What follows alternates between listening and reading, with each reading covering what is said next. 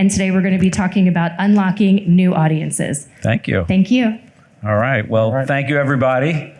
I guess I'm standing between the Knick game and drinks right now, so we got a couple hours before the Knicks win the series. Just a quick overview. We're going to talk a lot about data activation and data science, and just a small plug about Experian, because we're talking a lot about data around the entire conference. Experian itself, Experian Automotive, sees close to 312 million vehicles in our database. There's 22 billion records of vehicle history report data, and we see recalls. That's just on the auto side. On the consumer side, we see about 250 million individuals, 125 million households. We see all the IDs that we're hearing about at the conference, from hashed emails to CTV IDs and stuff like that. And then naturally, most of you are familiar with the credit bureau. So when we talk about data, one of our charges is to enable our customers, our dealers, and our agencies that work with us to understand how to sift through all that data and make decisions on all kinds of marketing initiatives, things like that. And what I thought we would do is we found Neil works. I'm going to let Neil introduce himself. Works at Faulkner Automotive.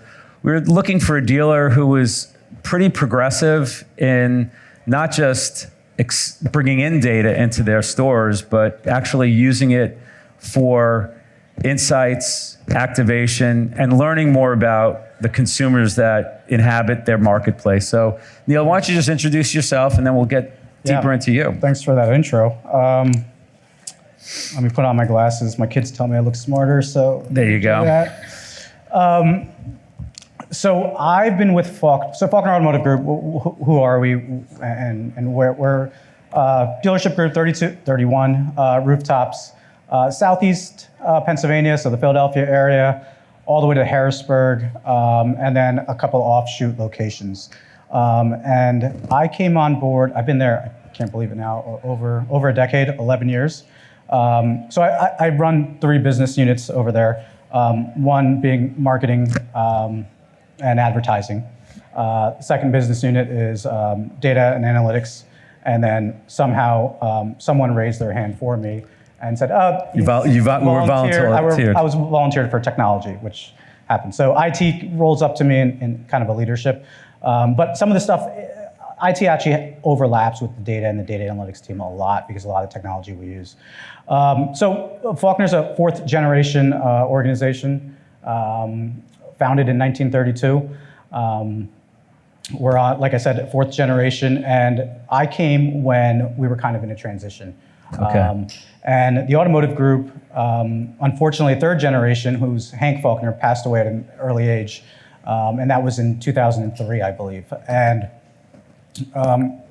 Hank's wife had a couple choices at that time, right? It was, give the dealership group to another family member that also runs dealerships, or sell it off, or really bring in kind of a holdings company and a corporate entity to run the dealership until her children, and she has three daughters and a son, until they came up to an age where they, if they wanted to, could come into the organization.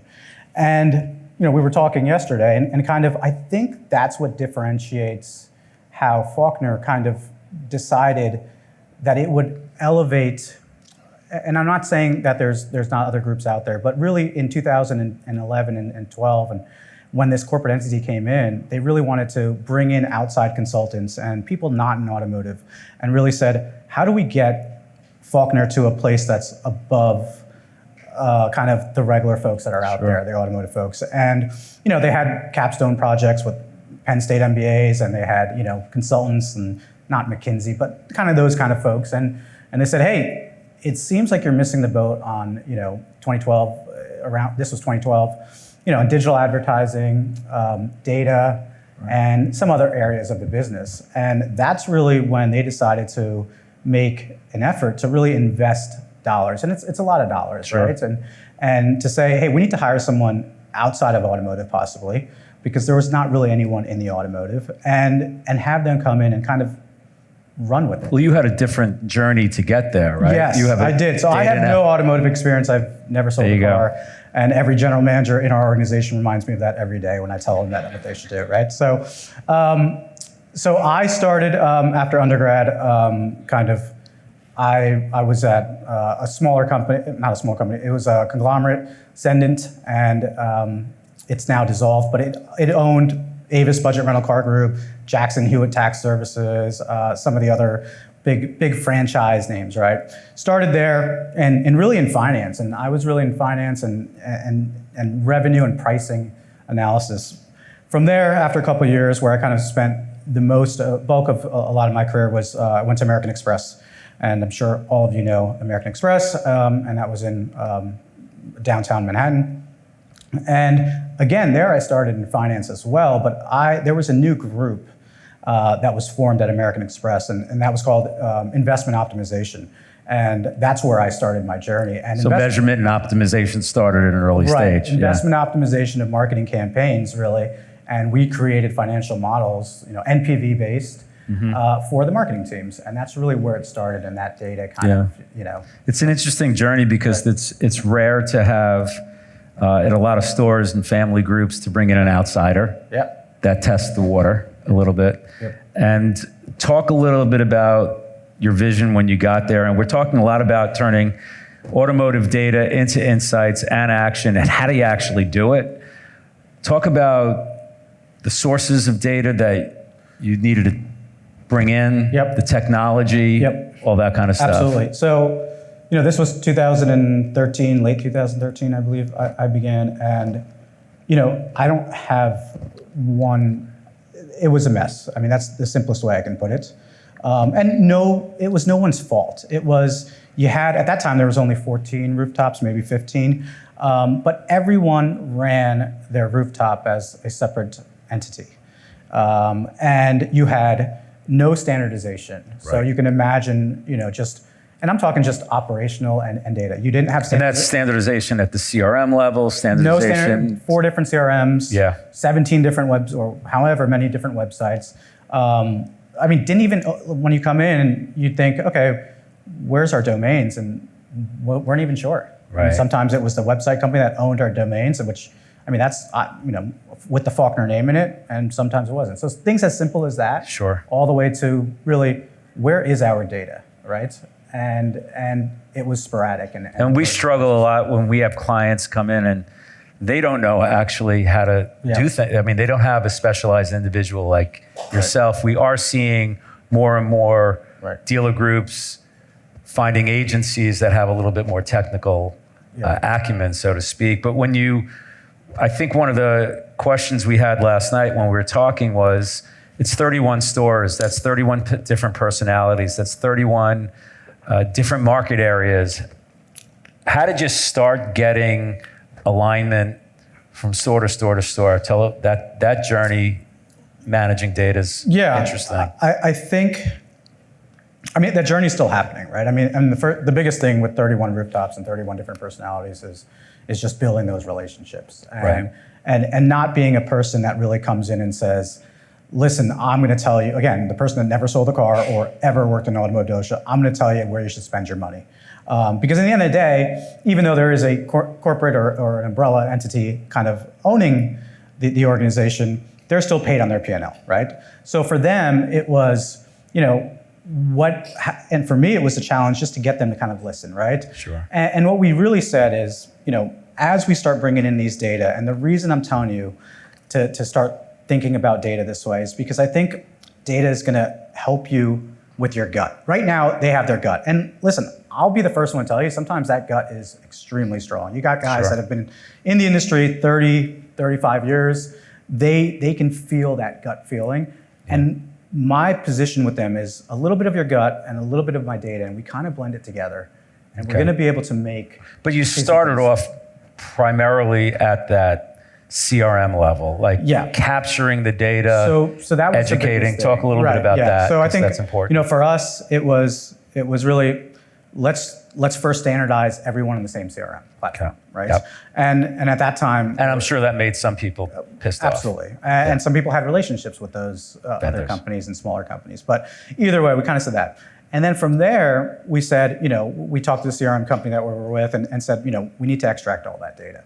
And then we realized, right, like everyone realizes, junk in, junk out. And you're not even at the marketing level yet. We're not even You're at the just marketing getting level. your We're business. just getting the business, right? Right. And then we really said, hey, we need to create usage reports and reports really to make sure that these folks are just using it. And at the same time, in parallel, really kind of educate the general managers why it's important to get these things. Like something as simple as, hey, they can see every day down to salesperson, down to service advisor, what the email collection rate is, right? So we want better data, more data, and then we can explain to them that if we don't have this, we'll never be able to market with them later, Sure. right? So they started understanding Because they understand that that's the key to the marketing data. Right. When you talk a little bit about your relationship with the owner, because you had an anecdote last night, like they're realizing now how valuable it is. Yeah, and I think Harry Faulkner's the fourth generation, like I mentioned. He's been at the current position he's in, president and CEO since 2020. Great time to come in, right? 3 months later, COVID hits. But even before Harry, the prior president, who wasn't a family member, he was part of the corporate entity. We put it in our mission statement that data is going to be a driving factor that differentiates us, and we're going to use data to make better decisions. And that's what is going to let us propel to being different than other and being successful. Right. We have, and I'll get into this a little bit later, but if you look at, the usage, because we build reports really, and our analytics team is really built for the end user first. It's not for corporate, right? It's not for the marketing teams. We use it a lot. Right. But what we build outside is really, what we build and what we start with is really for those individual down to the line manager. Line managers, F&I, service managers. I mean, we're working on parts now, but general managers, even controllers, things like that. So when you get new hires in, I know that's a bit of a touchy spot for dealers because you do have a cycle of people coming in. You mentioned, Neil mentioned last night that every service manager, anyone in front of a terminal knows how to use Tableau. Yeah, so we are a Tableau shop. Maybe want to explain what Tableau is. Tableau is a data visualization software. There's tons of them out there, Power BI, there's tons, right? I've been a Tableau guy since after Amex. I was at a startup, and that's where I started with Tableau prior to their Salesforce purchase or Salesforce purchasing them. But anyway, it's something that because we built it again for the end user in mind. And how did we do that? Is we went back to the basics in terms of business intelligence. Right. And in terms of business intelligence, right? Or even when I was at American Express or any of these other companies, you go to the end user and you collect business requirements for that end user. And you're talking guys that, and to be even more, impressed by these service managers that are, again, in this career for a long time, know the DMS. They don't like change. They don't like change, and they're using Tableau. And I was mentioning this stat, like 85 to 90% of all of our service managers use Tableau once every 36 hours. Okay, and this isn't just a report that gets pulled up. This is a self-service report, right? So they can filter. They are filtering, and they are using it based off. They want to just see customer pay versus internal versus warranty. They want to see it down to service advisor, down to tech. They want to see additional service requests. They want to see all these kind of things, and they're doing it themselves. We just built the main dashboard for them, and now they are using it. Which and you put Excel in front of them, they'll never use it, right? Right. Or ask them to build a pivot table, no way. But for some reason, and that's really what we found the most valuable. Have you had any challenges when you work upstream with the manufacturers about the types of data that you're using at the store versus what the OEM might want you to use? Talk a little bit about that relationship as it relates for data. It's a great question. So I think all the time. I think we need to, when we have 31 stores, we need to define certain things the way we're going to define it, or with the data that we can have, right? Right. We're not going to have the same data as an OEM per se. For example, we're not going to know that vehicle might not, was if it was a GM Finance or if it was Ally or something like that, and that car got, was in a collision and it's been written off. Right. We're not going to know that. That's where you guys come in Yep. and cleansing our data and really helping with that. But things like retention are measured differently. Things like service penetration. Loyalty is measured differently. But what we say is, hey, directionally, we're going to be okay because we're still Sure. thinking about it the same way. So we're going to look at our measurement, and usually 90% of the times, if you're trended out, we're the same trend as the manufacturer is. Sure. So, And I think that they, just to switch a little bit of gears, when it comes to marketing and insights and analytics and activation, what was the big aha moment, or when was it where you realized, like, wow, we're sitting on a trough full of real actionable data? I think that moment was really when it was probably the first 12 months I was there, and I asked just for simple things like, what is our mix of certified versus new car in this zip code? And they're like, I don't know how to get that even. It would go straight to a controller. Yep. And it was like, and I go, but it's all in the CRM or it's all in the DMS. How do we not know this? Yeah. And, this is 2012, 13, 14, and even today, I don't think the DMS companies out there have that robust reporting platforms. Because we have, canned. Yeah, and we don't, and our tools that we offer out to the dealer agencies and the dealers we call it it's a sea full of data. Right. It's really hard to synthesize. Yeah. And to kind of pull out trends, pull out tidbits that could impact your business. Yep. Speaking of which, talk a little bit now about your venture sort of into the media markets. That means all this media fragmentation that's going on right now. Right. What's your status there? Talk a little bit to the audience about that side of your business. We are still under the school of thought that can't be good at everything. And we have partners, and sometimes we have to use certain partners because of the OEM relationships or tier 2 and co-op dollars. But we want to work with partners that can really be able to take our data and our audiences, and regardless of our media mix, help us execute or deploy those campaigns. Sure. We solely focus now more and more on only vendors and partners that can support that for us. So it's always been, it used to be, everybody was looking at, for example, a BDC report that had, basically either it would be the first or the last point of attribution, right? So, Right. Oh, I'm going to go cancel Auto Trader. I'm going to go cancel cars. I'm going to go cancel Carfax. But in reality, we know that, we look at it differently, and this took years explaining that that's just one point, and even the multi-point is not purely there yet. Sure. It's really optimizing. You're going to have a media mix, whether that be print. And I came from the print and DM world. I mean, I can tell you right now, if you guys, American Express, right? If you go home, go and open up your mailbox, I guarantee you there's going to be an envelope for a credit card, maybe even American Express. When I was there, and this is, they were the best. Yeah, I was aging myself. When I was there, the print budget in between 2003 to 2009, 2008, was about $500 to $600 million back then. So I can only imagine how much it is today, now. right? So what I was getting at is really, we really look at what our media mix is today, and then really shifting that, and then again going back to the basics and saying, what has that impacted? Okay, it might impact leads, it might not, but at the end of the day, we take a measure what we call touch tile. You're doing a lot of the bulk measurement yourself, because you talked about you don't do anything unless you can measure it, right? Yes, and either you can measure going forward, but even more important is you already have a baseline to measure against. Sure. And that's what I think a lot of folks are forgetting. And the data's in front of you.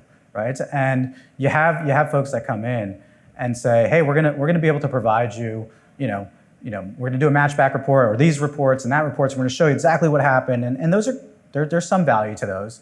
But if you don't know already what's happening, then how can you measure that lift? And we've really gone back and said, everything that we kind of can, we're going to baseline, right? Sure. So we know organically, without doing anything, we're going to get conquest deals, right? Just it's going to happen. Sure. Whether we have a conquest ad group on PPC or search, or whether we don't, or whether we do a mailer, we're just naturally over time, 20% of our business is going to be people we never talk to. Yep. But now we have the data and the ability with all the things that we've implemented Sure. to say that, hey, if we're going to do a conquest campaign, and it might be one media channel or it might be three, but whatever media mix we do, and we say only in this geographic areas and only for these models, then we can see that You could dial it down we can or dial it down, down, and we dial it down nightly and quickly Sure. because we're using data visualization in Tableau for Sure. it. So we can say that, hey, over the last 90 days, we were at 22% conquest. We ran these campaigns in this area. Over the next 90 days, we're at 25, 26, Sure. 27%. Something is changing, right? Right. So let's give them credit for the 4 or 5%, or Now, let's give ourselves Are you credit. also, I know one of the tools we have is a lot of, I mentioned our consumer view market base, which is, pretty much every household in the United States you could pretty much understand. Have you seen a lot of that need for that consumer data? Are consumers changing? I think there is. I think we still have some work to do to test really those segments of consumers. Okay. We're not absolutely there. We are now in terms of, we think that, I think we mentioned yesterday, we have some products that, are more like your Carvana competitors, all online purchasing. Or we have, a different area or different vehicles even, EV, right? Sure. And what are those, what does that customer segment look like? Sure. Down to the demographics, psychographics, all those kind of things. All right. Now, just to double click on that, for making yourself more visible in the marketplace, how do you, with all the creatives and the market fragmentation, which we could talk a little bit about, how do you make sure that like the Faulkner stores are standing out in a marketplace? Sure. So we split advertising into, kind of two different ways. We have group advertising, Okay. which is brand focused on, regardless of brand, non-incentive based. We really focus on really three real things, kind of the customer experience, right?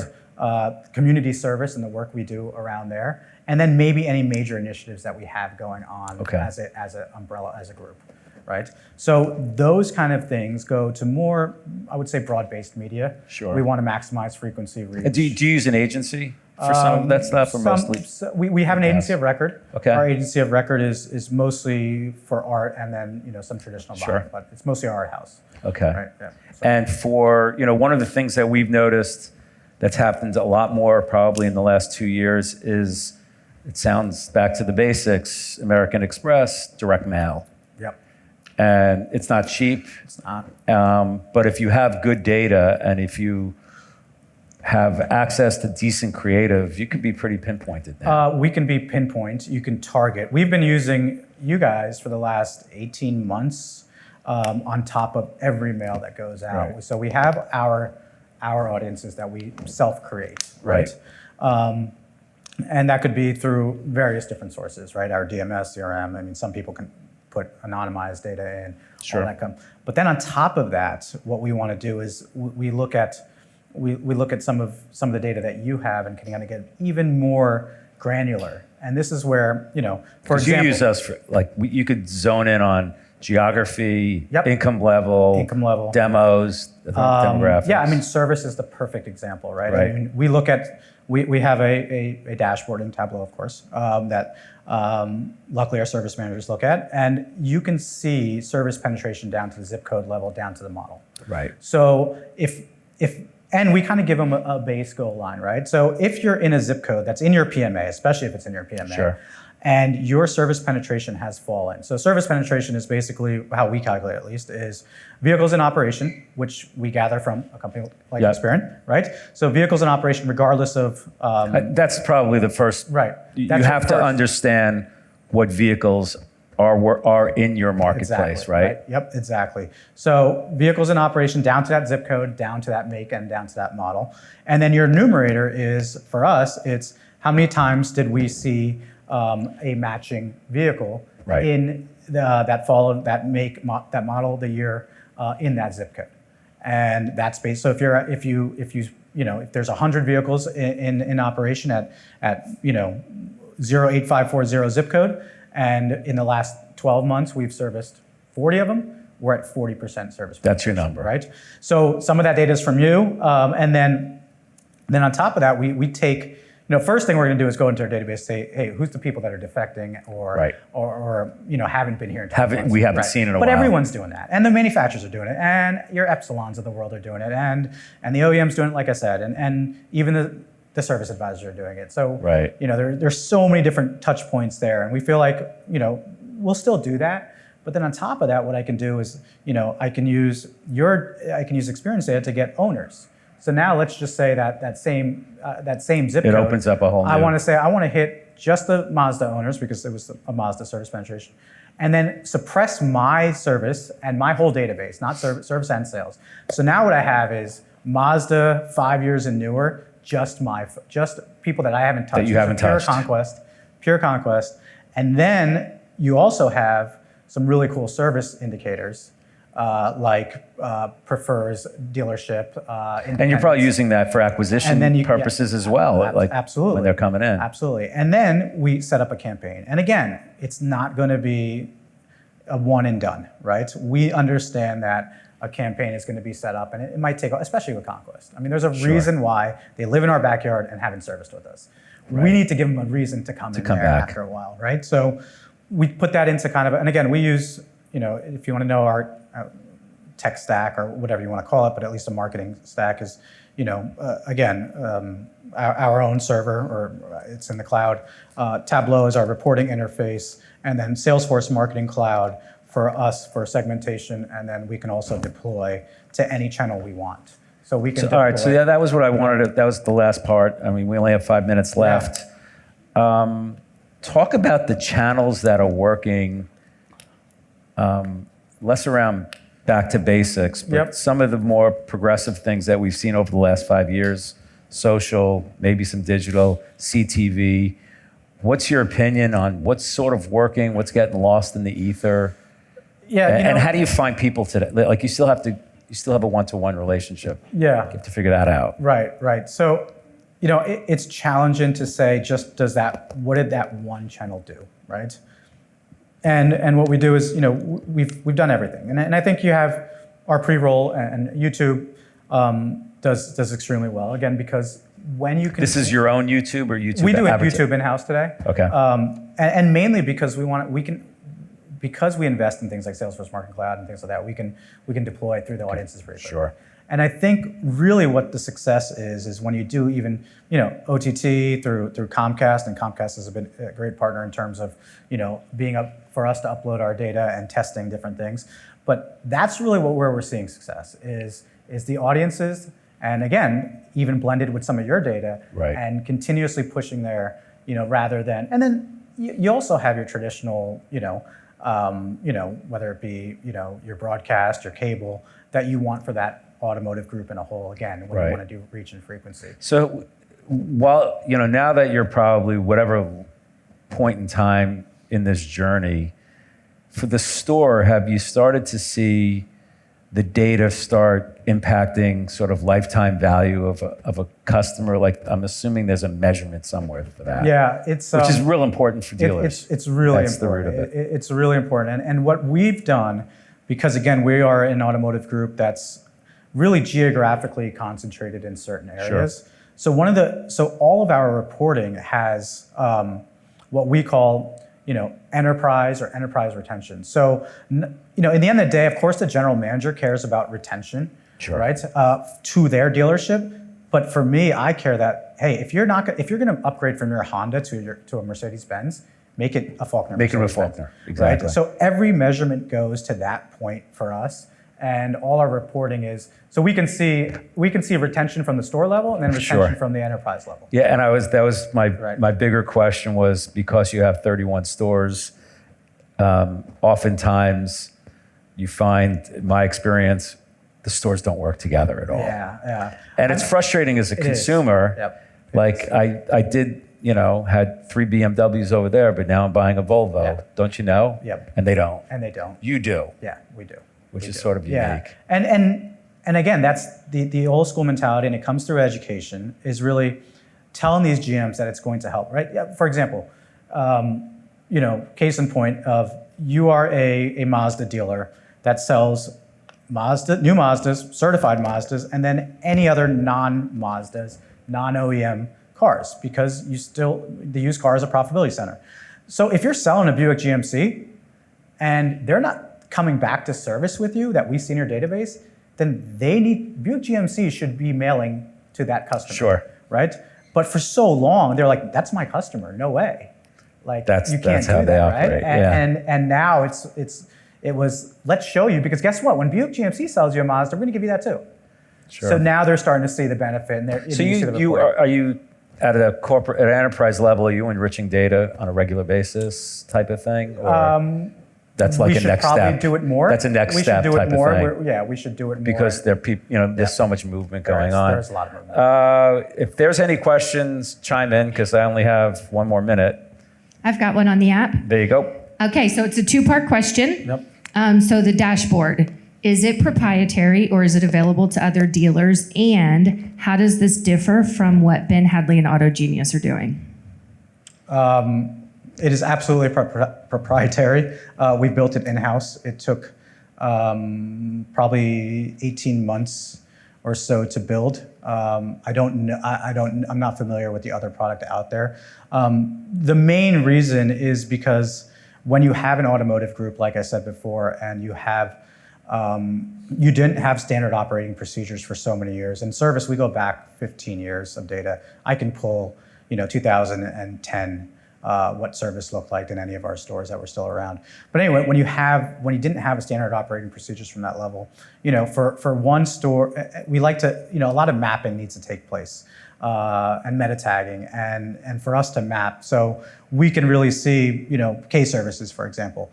There's probably, across 31 rooftops, there's probably 1,200 different opcodes for K services, right? Yep. And then not only that, from the opcodes, you need to get to a point where you want to map it even further, or to maybe that's just going to be competitive maintenance work, sure, or repair work and things like that. So quite a bit of work that went behind it, but and if we sell it, we'll let you know. The one thing I will say about we talked a little bit yesterday about consistency, is because you have a consistent platform across all your stores, I'm assuming that your hiring is a lot more stable, meaning you don't have as much turnover at the store. It's easy to move people from store to store, perhaps. Yeah, absolutely. And it's probably more job satisfaction. Yeah. And it's making your life easier because you don't have to worry about a new person especially when you're at that. Especially, I mean, listen, the salesperson doesn't have access to Tableau. They don't need it.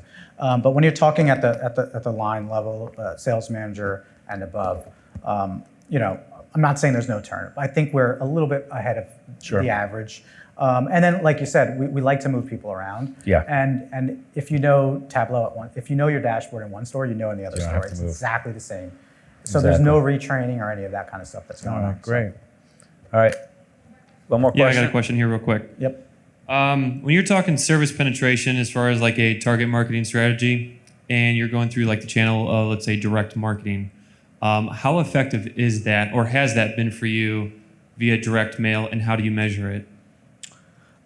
We measure it against baseline, and we truly, we have measured and we have tested by, service is a lot easier when if people actually put in a coupon code or anything like that, you can go direct back to that, right? So, but sometimes some of these mails are not necessarily incentive driven, like $75 oil change or $49.99 oil change, right? Those you can maybe use a coupon code, But always, you never know if that person's going to come back and is even going to show that, or if that service advisor that day is actually going to put it in the DMS as a discounted code.